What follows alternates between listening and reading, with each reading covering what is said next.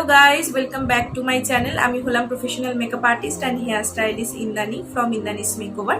তো আজকে আমি তোমাদের সঙ্গে যে বিষয়টা নিয়ে কথা বলবো সেটা হচ্ছে কন্ট্যুরিং। এটা কিন্তু একটা খুব মাস্ট মেকআপের একটা ইম্পর্টেন্ট পার্ট।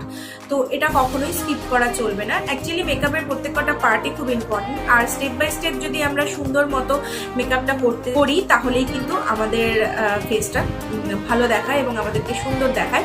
তো তার জন্য কিন্তু প্রতিটা স্টেপ আমাদেরকে ফলো করতে হবে এবং প্রতিটা স্টেপে যা যা আমাদের করণীয় সেগুলো কিন্তু করতে হবে।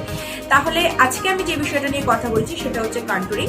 তো এই ক্ষেত্রে বলে রাখি কন্ট্যুরিং আমরা কেন করব বা কন্ট্যুরিং কেন করা উচিত।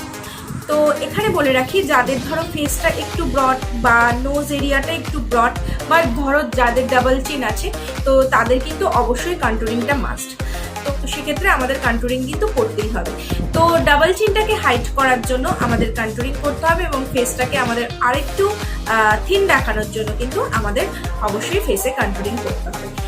তাহলে চলো এবার বলে দিই যে কন্ট্যুরিং আমরা কখন ইউজ করব, মেকআপের কোন পার্টের পর আমরা কন্ট্যুরিং ইউজ করব, এবং পাউডার কন্ট্যুর, একটা হচ্ছে ক্রিম কন্ট্যুর। তো দেখো এখানে যেটা রয়েছে এটা ম্যাকের একটা কনসিলার প্যালেট।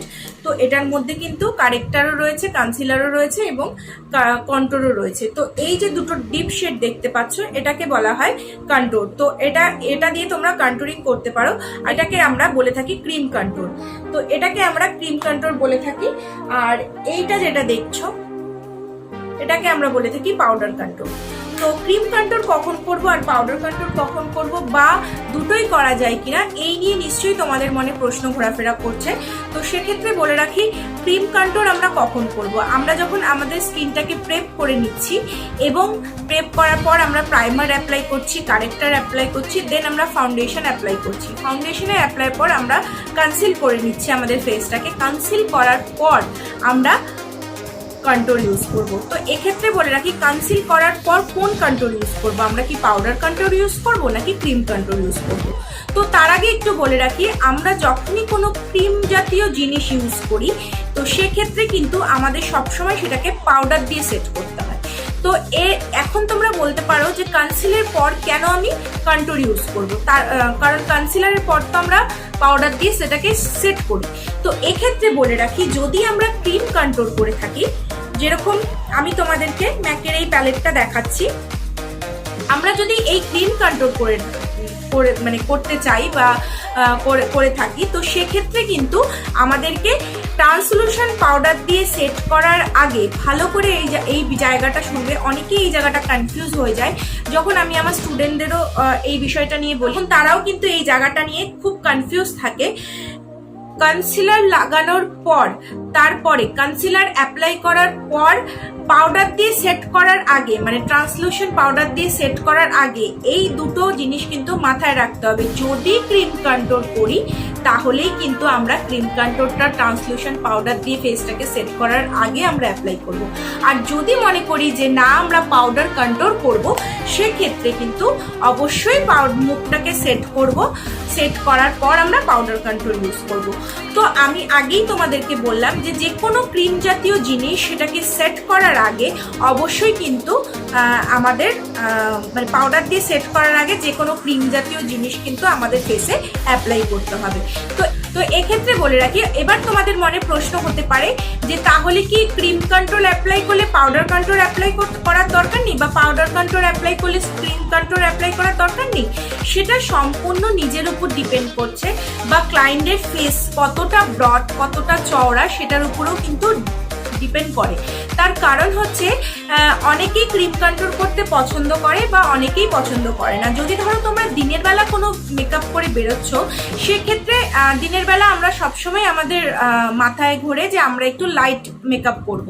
তো সেক্ষেত্রে অবশ্যই আমাদের মাথায় কি করে যে আমরা লাইট মেকআপ করব, সেক্ষেত্রে আমরা পাউডার কন্ট্যুর করতে পারি। এবং রাত্রিবেলা বা যখন কোনো ব্রাইডাল মেকআপ করছি সেক্ষেত্রে কিন্তু আমরা ক্রিম কন্ট্যুর করতে পারি। এবার বলি ক্রিম কন্ট্যুর করার পর কিন্তু আমরা পাউডার কন্ট্যুর অবশ্যই ইউজ করব। তার কারণ হচ্ছে আমি আগেই বলেছি, বারবার কথাটা রিপিট করছি, যে কোনো ক্রিম জিনিসকে কিন্তু সেট করতে হয় পাউডার দিয়ে, ঠিক আছে। তো সেক্ষেত্রে আমরা যদি ক্রিম কন্ট্যুর অ্যাপ্লাই করে থাকি আমরা কিন্তু অবশ্যই পাউডার কন্ট্যুরকে দিয়ে সেটা সেট করব। তো এই দুটো কিন্তু আমরা ইউজ করতে পারি। আদারওয়াইজ আমি ক্রিম কন্ট্যুরটাকে স্কিপ করে আমি পাউডার কন্ট্রোল দেবো। এবার তোমাদের মনে প্রশ্ন হতে পারে, তাহলে পাউডার কন্ট্রোল কখন দেব, কখন অ্যাপ্লাই করব? আমরা ট্রান্সলুশন কনসিলার অ্যাপ্লাইয়ের পর ট্রান্সলুশন পাউডার দিয়ে সেট করার পর আমরা পাউডার কন্ট্রোল ইউজ করব। তো আশা করি কনসেপ্টটা তোমাদের কাছে পুরো ক্লিয়ার। আর চলো তাহলে তোমাদেরকে অ্যাপ্লাই করে দেখিয়ে দিই যে আমি কিভাবে কন্ট্রোলটা ফেসের করেছি। তো আমি এরকম একটা অ্যাঙ্গেল ব্রাশ নিয়ে নিয়েছি, কন্ট্রোলিং করতে কিন্তু সবসময় এরকম একটা অ্যাঙ্গেল ব্রাশ লাগে, আর এরকম নিয়ে নিয়েছি। এরপর জাস্ট এরকম কি করবো, আউট করবো।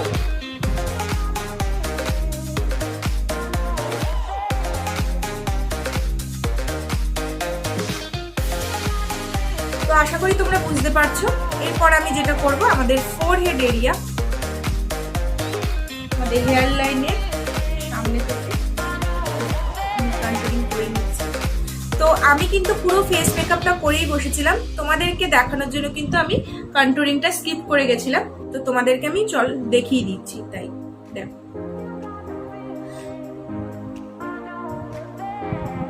এরপর আমি যেটা বলেছিলাম, আমাদের জ লাইন এরিয়া যেখানে ডাবল চিন আছে সেখানে কিন্তু আমাদের কন্ট্রোলিংটা অবশ্যই অ্যাপ্লাই করতে হবে, তাতে করে। আর আমরা সবসময় যখন অ্যাপ্লাই করব আমরা কিন্তু নিচের দিক করে অ্যাপ্লাই করব, কখনো উপর দিক করে না। গালের আমরা যখন গালের কন্ট্রোলিং করছি এটা কিন্তু এরকম উপর দিক করে যাচ্ছে, বাট যখন আমরা জ লাইনের কন্ট্রোলিং করব সেটা কিন্তু এই নিচের দিক করে যাবে, যাতে করে বোঝা যায় যে একটা শ্যাডো ক্রিয়েট হচ্ছে। আর যখনই শ্যাডো ক্রিয়েট হবে আমাদের ডাবল চিনটা কিন্তু হাইড হয়ে যাবে। কন্ট্রোলিং করা হয়ে গেছে, আশা করি তোমরা বুঝতে পারলে কোথায় কোথায় আমরা কন্ট্রোলিং করেছি। তো এরপর আমি যেটা করব, আমি আমার নোজ কন্ট্রোল করবো। নোজ কন্ট্রোলিং এর জন্য দেখো আমি এরকম একটা ব্রাশ নিয়ে নিচ্ছি, দেন আমি লাইট কন্ট্রোল নিয়ে নিচ্ছি। এবার আমি নোজটাকে দেখো কন্ট্রোল করছি।